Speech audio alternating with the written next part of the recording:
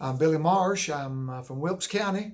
I had a injury over the Thanksgiving holiday.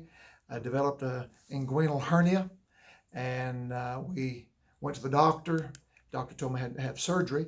So my family doctor recommended Dr. Singh. And so we came, and Dr. Singh saw me, told me about the surgery, everything that was entailed, and $2,500 was very, very good, very reasonable. We were very pleased with that. The staff here, the nurses, Dr. Singh, very nice, in and out in one day, and very impressed, and would highly recommend Dr. Singh and the folks here for the surgery. And I had the follow-up today, and